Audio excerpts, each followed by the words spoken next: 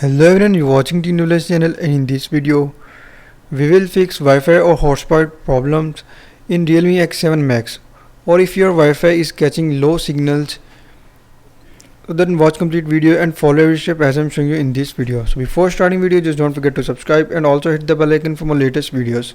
So to fix Wi-Fi or hotspot problem in Realme X7 Max or X7 Max 5G, simply you just need to open settings. So first of all, just open settings and then go to advanced settings and just follow every step as I'm showing you in this video.